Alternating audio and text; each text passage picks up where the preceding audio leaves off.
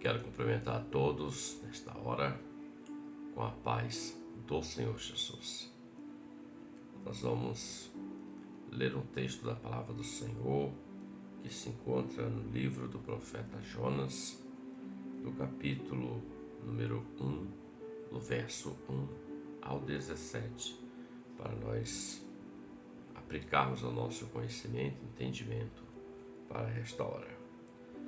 Jonas capítulo 1, do 1 ao 17 declara assim: E veio a palavra do Senhor a Jonas, filho de Amitai, dizendo: Levanta-te e vai à grande cidade de Nínive e clama contra ela, porque a sua malícia subiu a mim.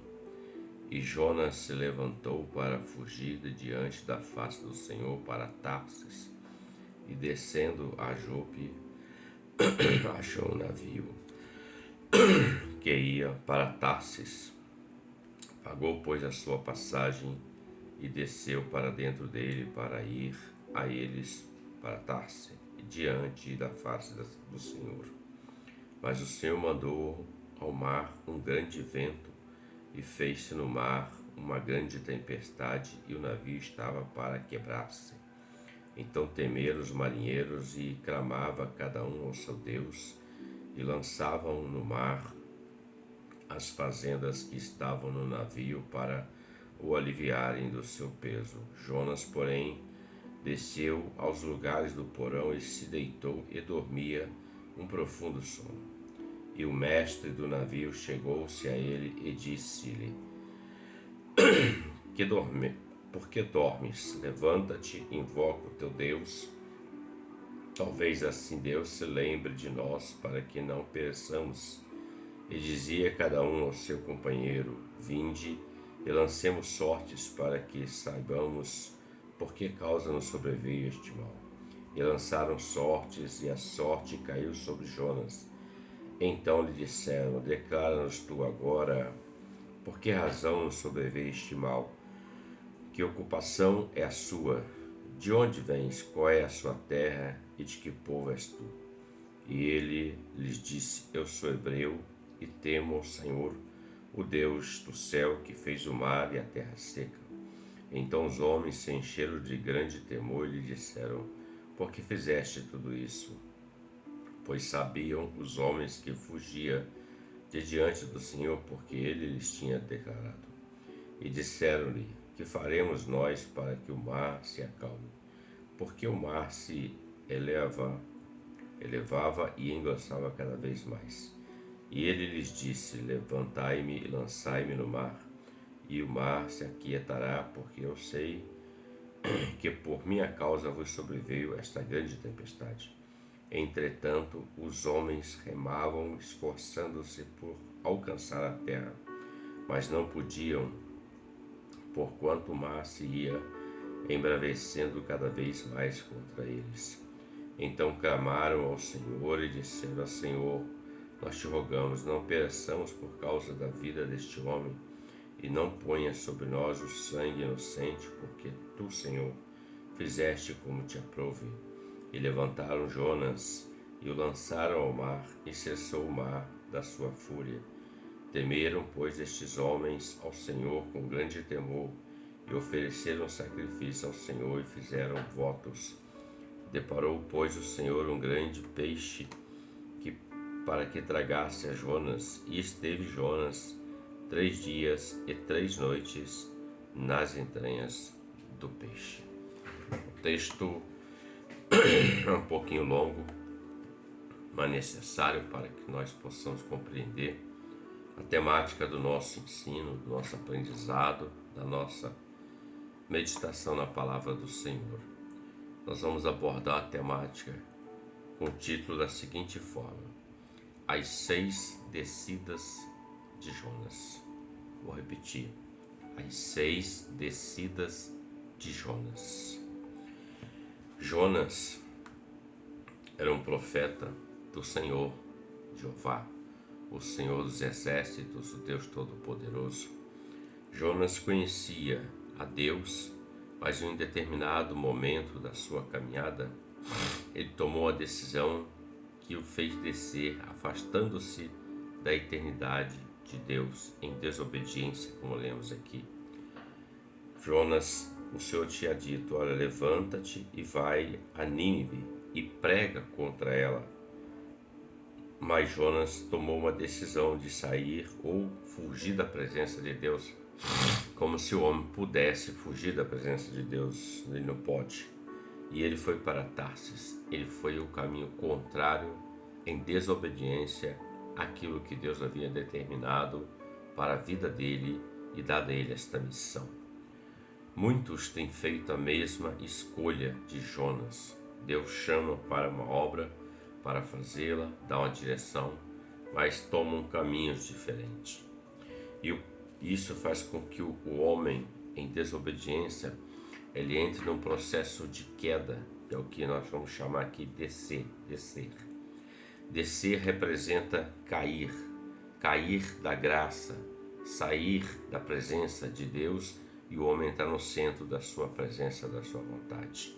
O processo de queda ou de descer, de cair, é gradativo, não é imediato. Isso não acontece de imediato, isso vai acontecendo hoje, desobedece uma coisa, amanhã outra, amanhã depois de amanhã outra, e assim vai sucessivamente.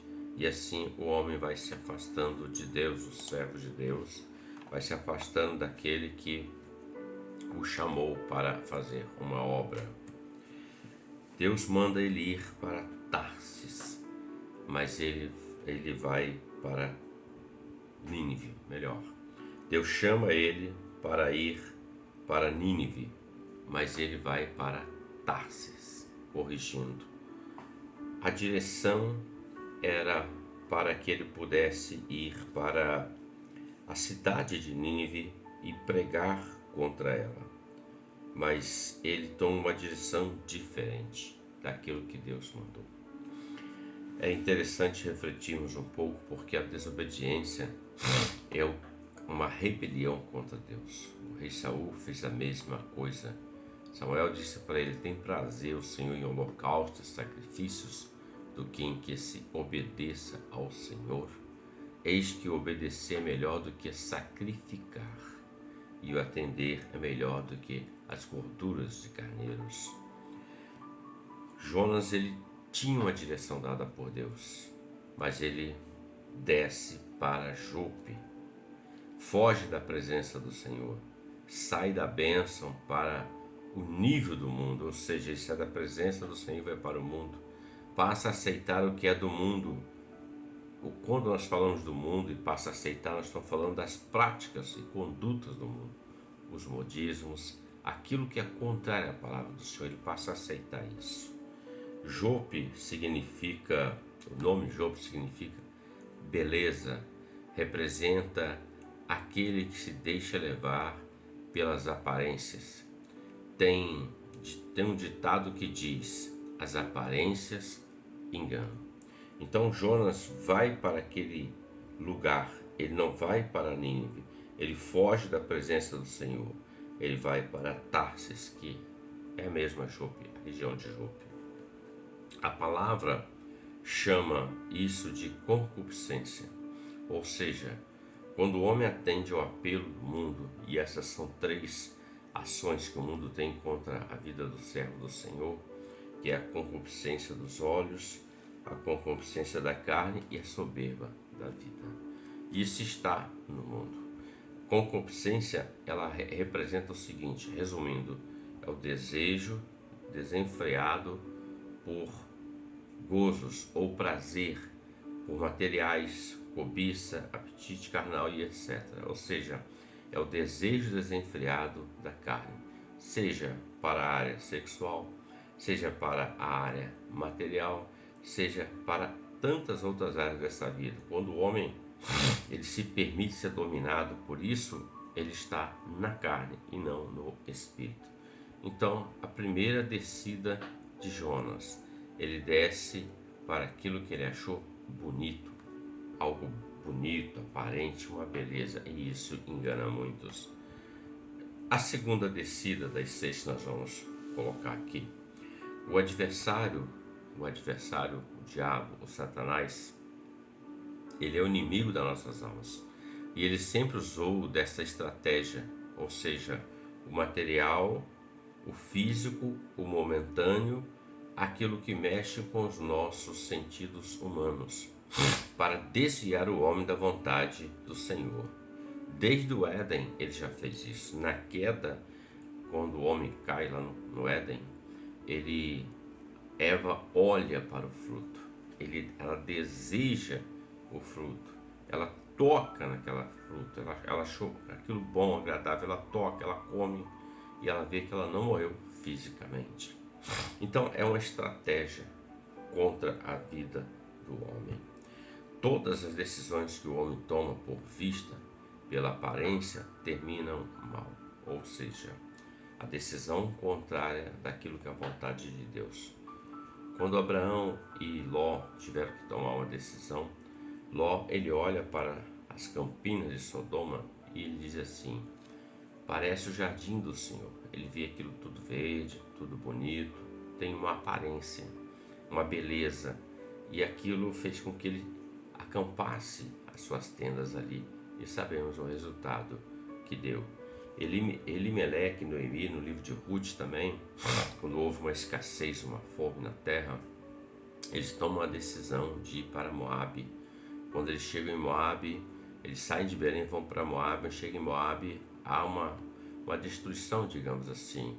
Primeiro morre Elimeleque, o pai, e depois morrem os outros dois filhos, Malom e Quilion, ficando somente Noemi e as noras Ruth e Orfa naquela terra. Então, a decisão que o homem toma contrária à palavra do Senhor, contrária à vontade do Senhor, faz com que o homem possa sair debaixo da graça de Deus. Veja, Deus disse para ele: vai para Nínive, mas ele quis ir para Tarsis, diferente daquilo que Deus queria. Então ele desce aquele lugar, porque aquele lugar parecia ser bonito, ser algo agradável, a exemplo de Ló, a exemplo de Elimeleque e Noemi, que tomaram a decisão: vamos sair daqui de Belém, porque aqui há uma escassez, mas lá em outra terra, que não é a pertencente a Israel, lá tem alimento. Então a primeira descida de Jonas, ele desce para aquilo que parece ser bonito, tem aparência. Segunda descida, a palavra fala que ele desce para o navio. Nós lemos aqui. O navio fala da obra pessoal do homem, fazer o que é da vontade do homem. Verso 3 diz que ele achou o navio que ia para Tarsis e desceu para dentro dele, ou seja, desceu para aquilo que era o centro da sua vontade e não da vontade de Deus. O porto onde estava é o lugar das novidades, do comércio, é por onde chegam as mercadorias vindas de todas as partes do mundo, ou seja, algo agradável, algo que pode satisfazer o desejo pessoal daquele que está naquele lugar. Então representa tudo que o mundo oferece, são as novidades que estão aí no mundo, né? Os ritmos, as músicas, o sexo livre, e as bebidas, as festas, né? As drogas, as seduções, os encontros amorosos, tudo isso está no porto à disposição para aqueles que descem, querem descer ao navio, ou seja, está fora da vontade do Senhor. Então a segunda descida de Jonas, ele desce para aquilo que é pessoal seu, o contrário daquilo que é o que Deus tem estabelecido para a vida dele. Terceira descida de Jonas, o texto fala que ele desceu para o porão do navio. Olha, Jonas já está dentro do navio, ele está em direção a um lugar diferente daquilo que Deus determinou na vida dele. Ele está dentro do navio e ele desce um pouco mais, ele vai para o porão. O porão é um lugar normalmente escuro, que tem pouca luminosidade, pouca luz, digamos assim, onde se perde a visão das coisas. É um lugar de sujeira. O porão normalmente é aquele lugar onde as pessoas colocam aquilo que, vamos guardar lá no porão, deixa guardado lá. Normalmente quando você abre um lugar assim, ele não tem muita luz, o cheiro não é muito agradável, porque é um cheiro de mofo, aquela coisa toda. Então Jonas, olha só, ele está num declínio, né? Descendente, descendo cada vez mais. Agora ele está no porão do navio. Ele está naquele lugar, dentro daquele barco, no porão daquele navio, só descendo cada vez mais, porque ele está caminhando debaixo da desobediência daquilo que Deus tinha preparado para ele para realizar através da vida de Jonas. Então, quarta descida de Jonas agora. A terceira é, ele desce para o porão. Na quarta, o texto fala no verso 5 que ele dorme. Ele está dentro de um navio. Ele está no porão, um lugar escuro, um ambiente que não é o lugar para aqueles que andam na luz, como Jesus disse. E como o próprio Senhor Jesus disse, nós somos a luz do mundo, o sal da terra. Agora ele está dormindo. É o que está no verso 5. A palavra fala que ele estava dormindo em meio àquela tempestade que se levantou. Como pode alguém dormir em meio a uma tempestade? Em meio a um momento perigoso onde a própria vida dele está em risco. Ele estava dormindo. Quarta descida dele é porque ele desce e dorme. Provérbios 23 diz o seguinte: não ames o sono. Ou seja, quando o homem ama o sono, ele sai da realidade. Ele está num processo onde o seu corpo, a sua mente, a sua carne está sendo realizado nele a vontade dele e não a vontade do Senhor. O sono é algo perigoso, porque o homem sai da realidade e fica à mercê, ao domínio de quem o quer dominar. Provérbios 23 diz: não ames o sono. Ele estava sem consciência da sua situação. A situação era de morte. Jonas estava caminhando para uma morte. Não estava vigilante. Os outros que estavam no navio estavam lutando pela sua vida, até clamando pelos seus deuses para tentar aplacar a ira que estava sobre o mar, aquele vento contrário, aquela situação adversa. E Jonas não estava vigilante, ele estava conformado com a sua situação de desobediência. Ele estava ali dormindo, sabendo que ele estava agindo errado, de forma errônea. Em Atos capítulo 20, nós vamos ver que um certo jovem chamado Eutico, ele está assentado à janela e Paulo estava pregando a palavra. Ele está assentado à janela enquanto todos ouviam a palavra. E em um dado momento ele pegou no sono e ele caiu ali do terceiro andar daquela residência. Ele cai como morto. Por quê?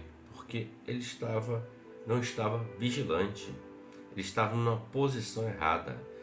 A posição que ele deveria estar era dentro do local e não na janela. Quando alguém está na janela, ele está numa posição, ora ele olha para fora, para o mundo, e ele olha para dentro, para aquilo que está sendo realizado na obra ali. E veio o sono, e o sono lançou ele perdeu suas forças, ele perdeu a sua consciência e ele cai como morto. Graças a Deus que Paulo estava ali e o Senhor usou Paulo para trazer a vida dele, mas é um grande ensinamento para nós. Então, a quarta descida de Jonas leva ele a dormir. É como se ele se entregasse àquilo que estava no coração dele e na mente dele, sem ter consciência, de que ele estava caminhando para a morte. Os outros estavam lutando para ter vida, mas Jonas estava conformado com aquela situação. Vamos para a quinta descida. A quinta descida de Jonas está no verso de número 12, que diz: e ele lhes disse: levantai-me e lançai-me ao mar, e o mar se aquietará, porque eu sei que, por minha causa, vos sobreveio esta grande tempestade. O que Jonas está dizendo aos marinheiros que estavam ali? Os marinheiros despertam ele e fala com ele: vamos clamar da onde você vem? Quem é o seu Deus? Eles queriam saber, porque eles sabiam que algo estava muito errado naquela situação. E quando Jonas revela, eles entendem que o que estava acontecendo era da parte de Deus, ser todo-poderoso, Deus de Jonas. E Jonas dá a eles uma solução: olha, me lance ao mar para que o mar se acalme, se aquiete. Então, nessa descida para o mar, depois de tudo, o próximo passo que Jonas está dando é ir para o mundo, porque o mar tipifica o mundo, representa o mundo. Depois da desobediência, depois de estar num estado não vigilante, onde a consciência não está ligada com o Senhor, com o Espírito Santo, o próximo passo é ser lançado ao mar ou ser lançado ao mundo. Então ele passa a ter contato direto com o mundo. O homem, quando ele passa a ter contato direto com o mundo, em desobediência às coisas do Senhor, ele perde uma bênção. Qual é a bênção? A bênção da salvação. A bênção daquilo que Jesus conquistou no Calvário pelo seu sangue, entregando a sua vida. Em Lucas capítulo 15 fala da parábola do filho pródigo. O pai tinha 2 filhos e o mais novo, o pródigo, ele chega diante do pai e pede que reparta a herança que o pai havia conquistado. O pai reparte a herança, divide entre eles. Passa-se um pouco mais de tempo e ele toma uma outra decisão. Qual é a decisão? A decisão de sair da casa do pai. O ato dele pedir a herança já estava errado, porque o pai estava vivo, o pai não estava morto. E herança só se obtém quando alguém morre.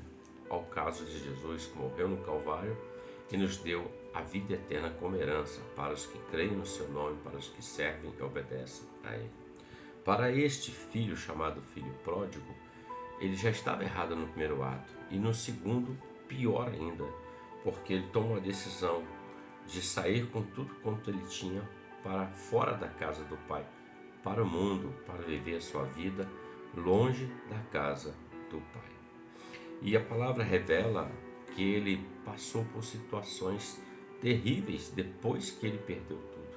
Enquanto ele tinha dinheiro, enquanto ele tinha recursos quais o pai deu a ele, ele estava bem, comia, bebia, se divertia, vivia sua vida, até que o dinheiro acabou, até que aquele recurso acabou. E veio fome, e veio a necessidade, e ele se viu obrigado a trabalhar. Nós vamos ler isso em Lucas 15. E ele tentou achar trabalho para poder ter um sustento para a sua vida, a sobrevivência da vida. Mas o texto diz que ninguém lhe dava trabalho. Ele encontrou um outro trabalho, um tipo de trabalho, no lugar onde as pessoas, alguns homens daquela terra, criavam porcos. E ele foi cuidar de porcos. E a palavra fala que a fome era tão grande que ele queria comer até a comida que era dada aos porcos. Veja que coisa terrível. Ele estava na casa do pai. Ele comia do bom e do melhor. Tinha a melhor veste. Os criados trabalhavam para ele. Ele nem precisava trabalhar. E agora ele se vê num estado de destruição. Ou melhor, quase caminhando para a destruição. Porque ele está no estágio do roubar e do matar. Falta o destruir, que é o fim, a obra do adversário. E ele, quando se vê nesse estado, ele começa a refletir. Ele diz assim: quantos trabalhadores na casa de meu pai têm pão, não perecem, e eu aqui perecendo. Então o que a palavra fala? A palavra fala que ele caiu em si. Ele disse: vou ter com meu pai e vou dizer a ele: pequei contra ti e contra os céus. Já não sou digno de ser chamado teu filho. Me faz como um trabalhador seu. O que ele quer dizer com isso? Até os trabalhadores do meu pai têm melhor qualidade de vida do que onde eu estou. E ele vai ter com o pai, e ele recebe uma restauração. Então, a descida para o mar é tipo disso.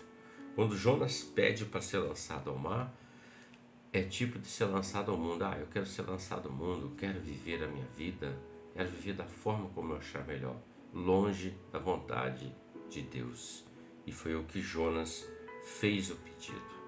E aqueles homens, mesmo sabendo que aquilo era terrível, eles lançam Jonas ao mar para aplacar a ira do Senhor.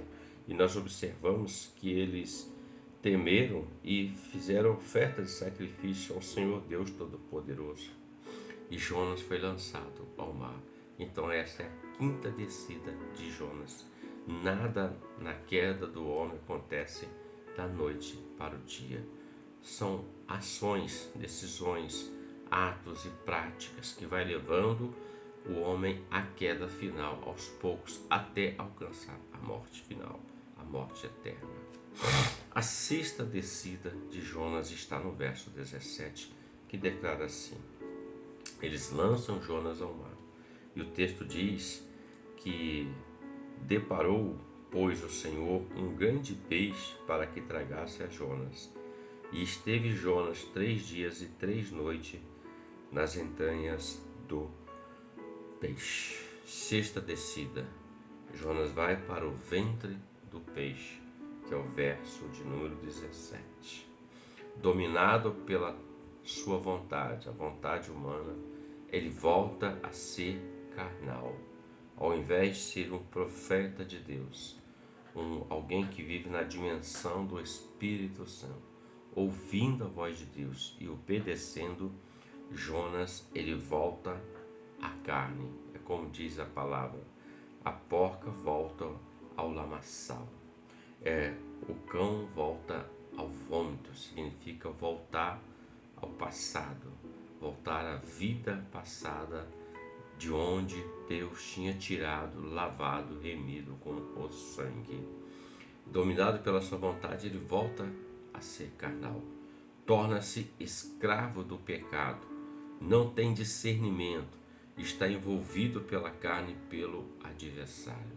Observemos que Deus preparou um peixe, Deus na sua infinita misericórdia. E Jonas ficou na entranha daquele peixe. Para um homem ficar na entranha do peixe, tem que ser Deus para cuidar dele.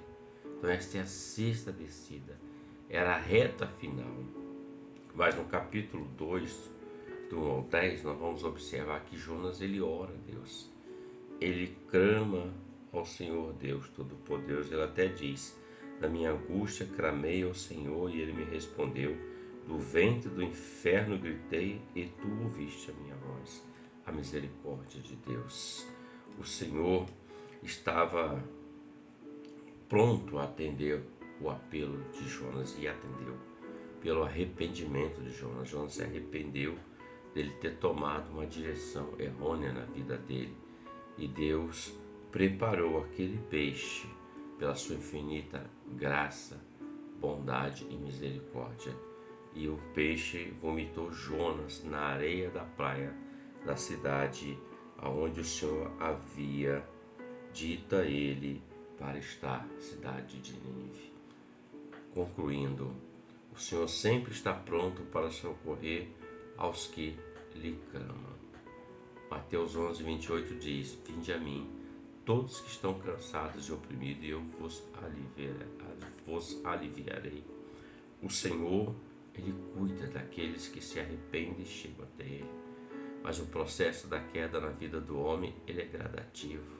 Então, diante disso que nós lemos aqui sobre Jonas, no capítulo 1, um pedaço do capítulo 2, isso nos traz um grande exemplo. Melhor é obedecer do que sacrificar, ouvir a voz do Senhor e atender aquilo que Ele tem nos pedido para realizar, do que realizarmos aquilo que nós queremos pela nossa própria vontade. Que essa palavra possa alcançar o seu coração e todos sejamos abençoados por ela. Que Deus te abençoe com a paz do Senhor Jesus. Amém.